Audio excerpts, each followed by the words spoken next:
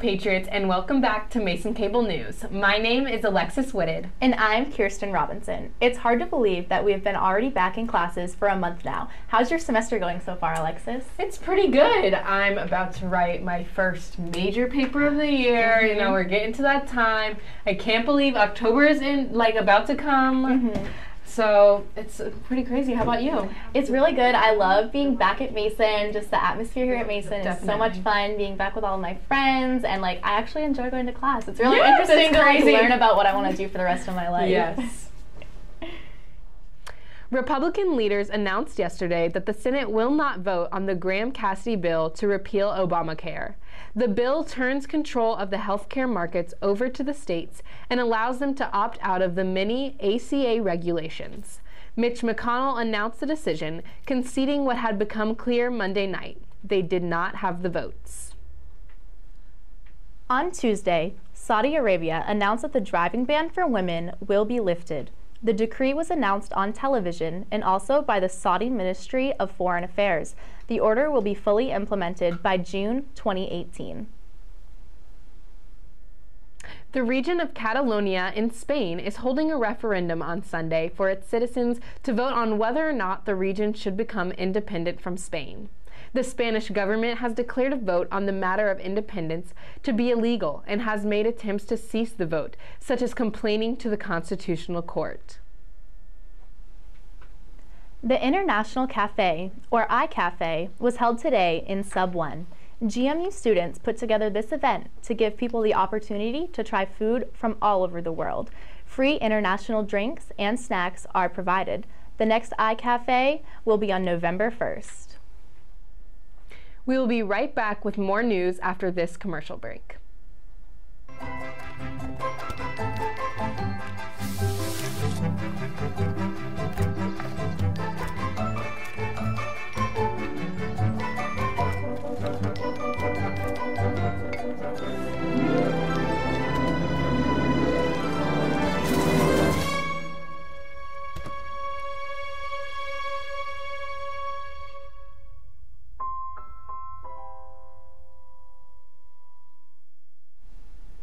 Take Back the Night will be held this year on Tuesday, October 3rd. This annual gathering is put on by Women in Gender Studies and co-sponsored by LGBTQ Resources and the Student Support and Advocacy Center. It is a nationally recognized march against domestic violence and sexual assault. Also, it is one of the only events that Women in Gender Studies have put on annually since its inception, making it one of their signature events.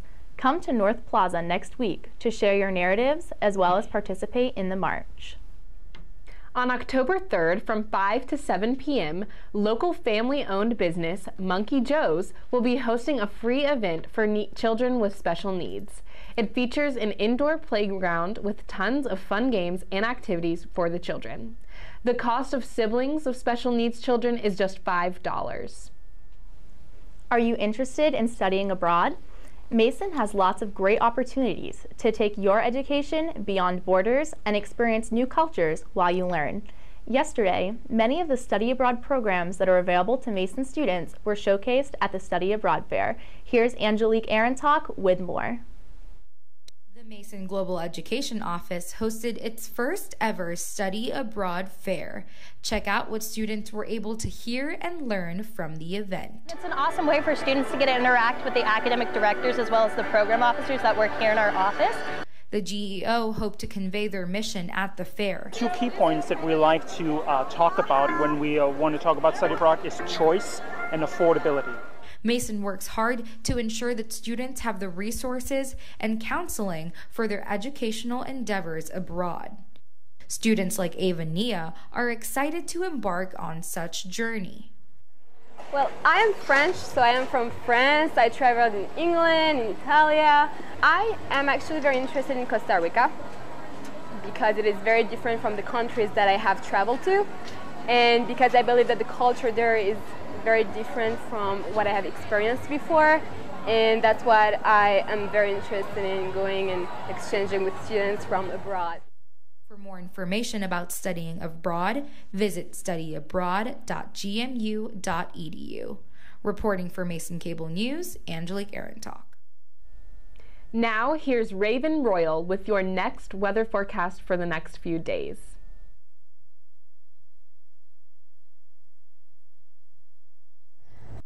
Hello Patriots, I'm Raven Royal with your weather report brought to you in part by the GMU Weather Club.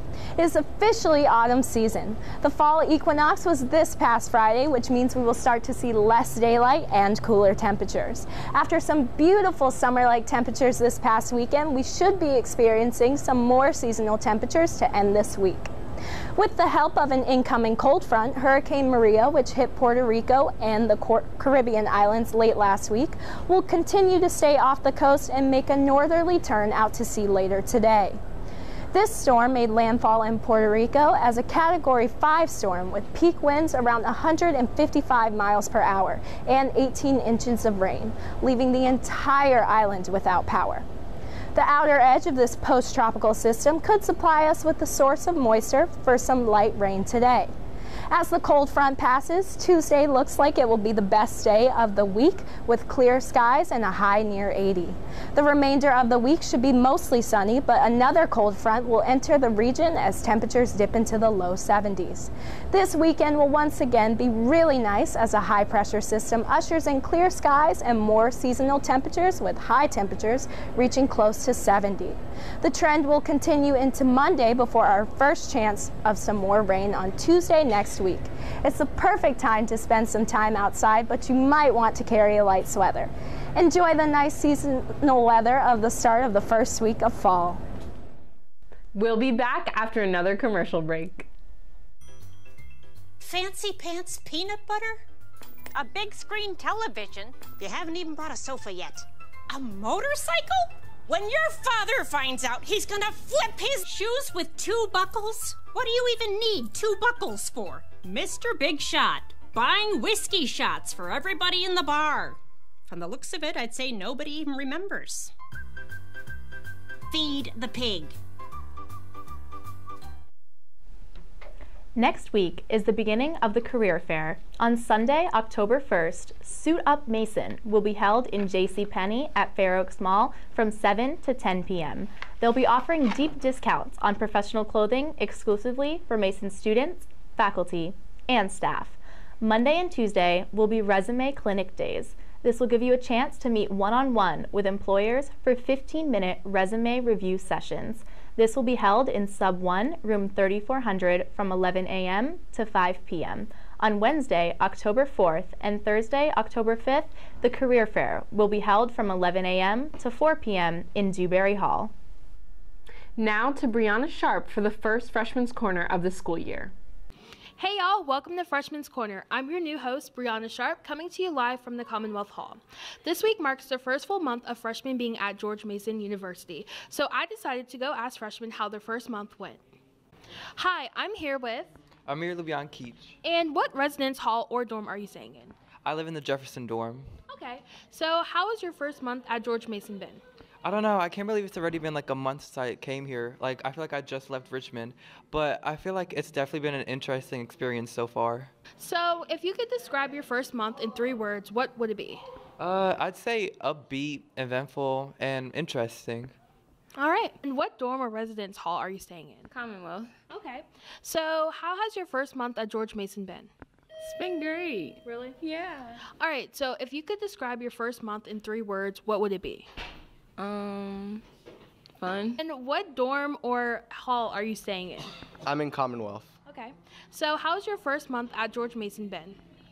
Really good. I've been able to meet a lot of people and have a lot of fun. I've been trying new things and learning a lot.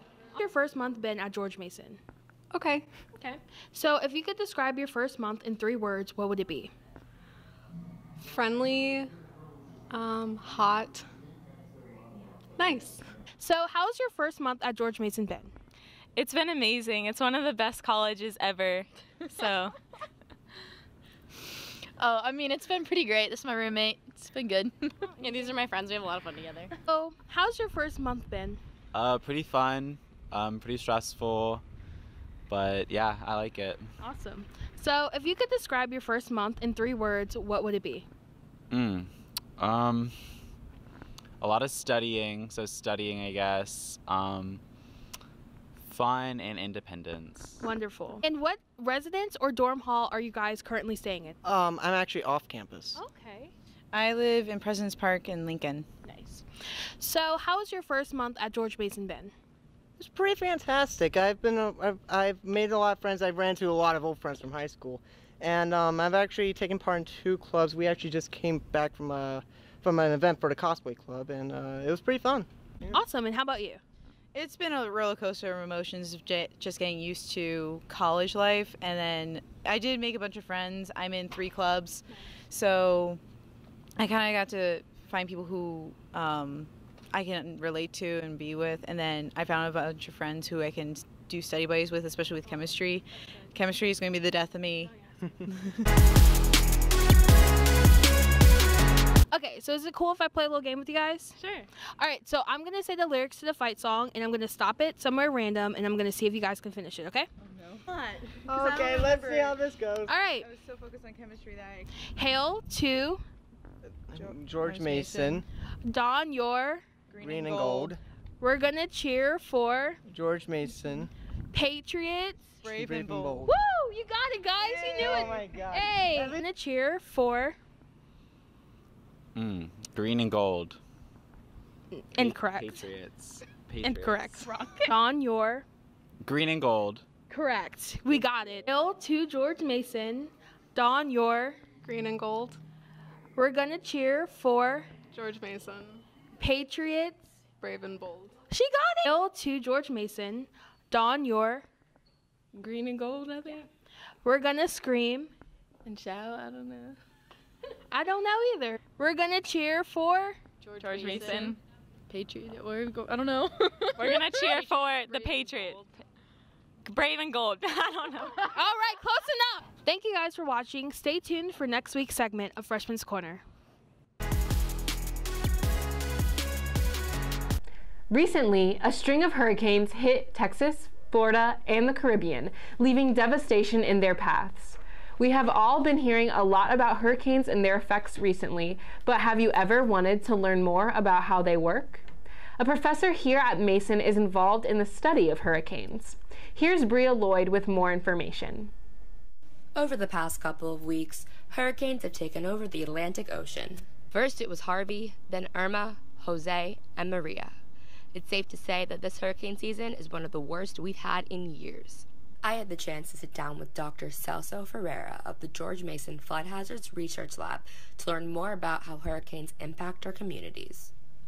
So what we're doing in the lab here is we're studying the effects of marshes and wetlands to reduce the energy of the storm as it propagates onshore.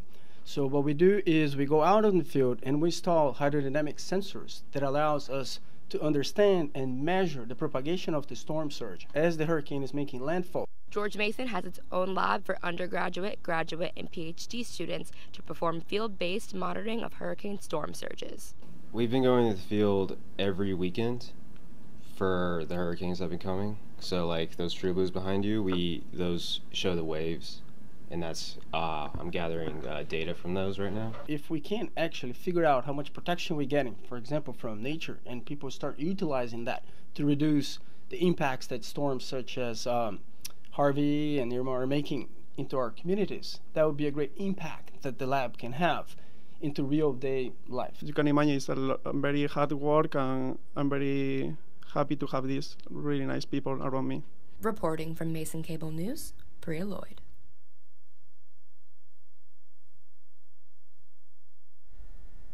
On Saturday, September 23rd, the College of Visual and Performing Arts held its 12th annual Arts by George benefit event. Attendees were able to see art showcases from many of the talented students in the college, including live performances. Thanks to this event, the college is able to raise funds for scholarships in the fields of music, theater, dance, the visual arts, film studies, graphic design, and arts management. We're going to take another commercial break. When we come back, Rosemary Idisi will catch you up on the latest entertainment news with On the Couch. Then we'll have Cody Borden with your sports report. To Maddie, Congrats on paying off all those student loans. Finally, right? How'd you manage that anyway? I started tracking my spending, changed a couple of habits. Wow, I'm kind of living paycheck to paycheck right now. I don't even know how I'm doing it. Well, have you tried saving a little? I want to, but where's that money gonna come from? Bill collectors, they're the worst. Am I right? When it comes to financial stability, don't get left behind. Not home. Get tools and tips for saving at feedthepig.org.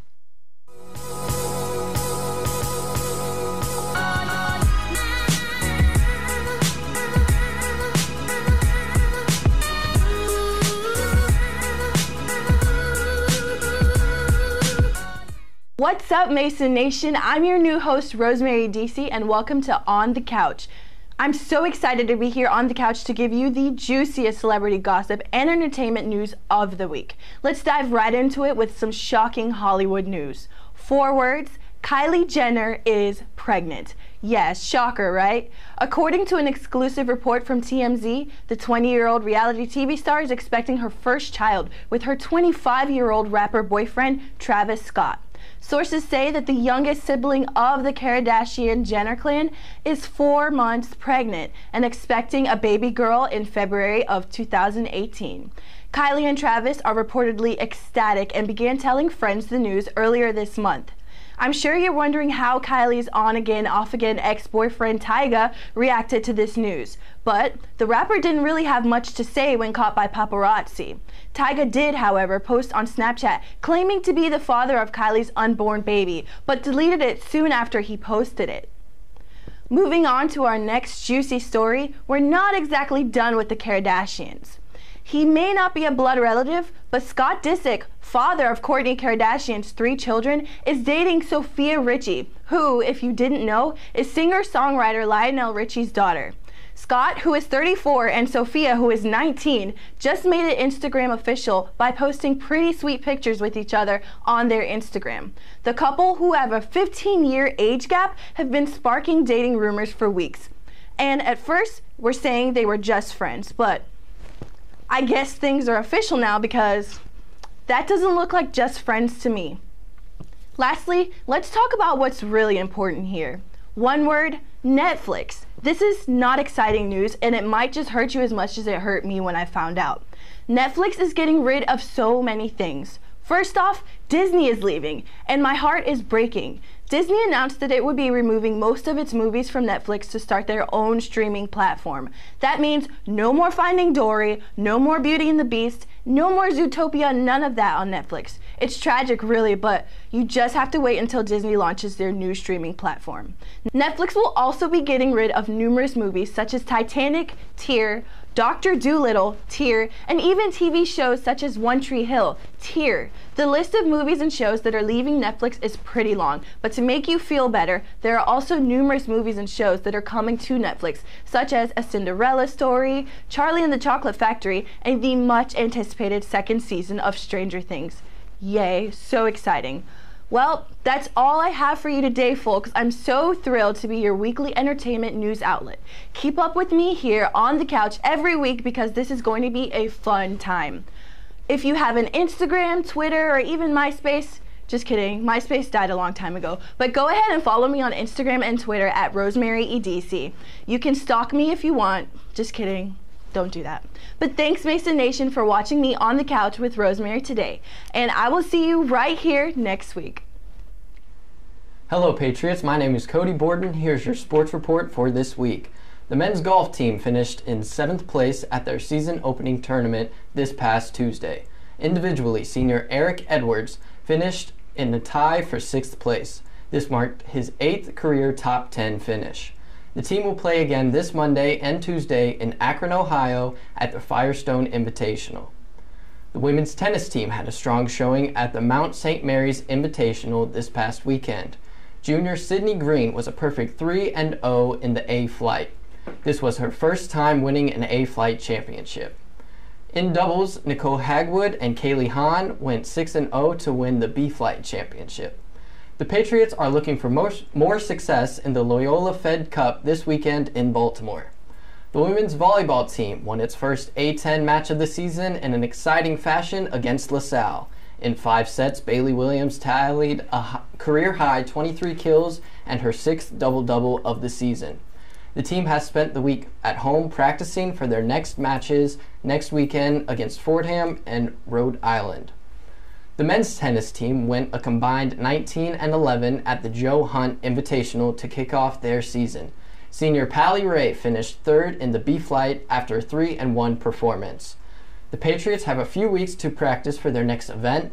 They will play October 13th to 15th at Navy's Fall Invitational. Finally, the women's soccer team fell to the Dayton Flyers after giving up 2 late goals.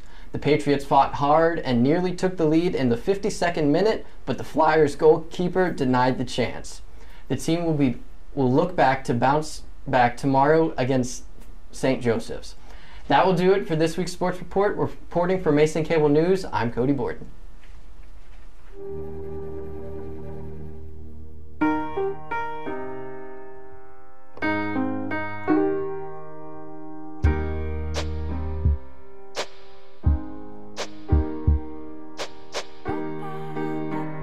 And I can't change, even if I try.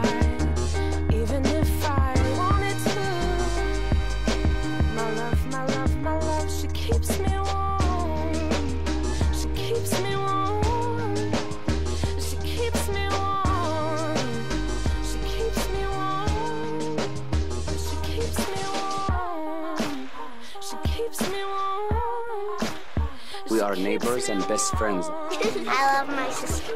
My heart doesn't see race. Love is love. Our family is no less than any other family.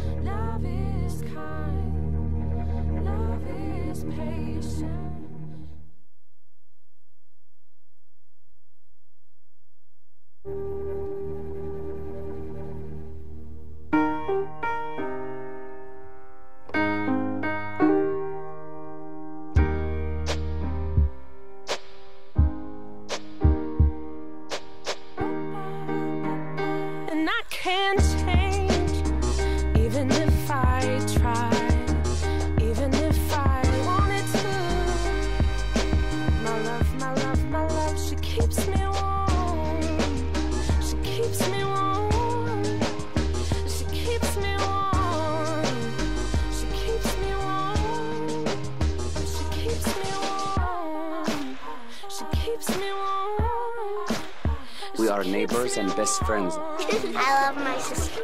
My heart doesn't see race. Love is love. Our family is no less than any other family.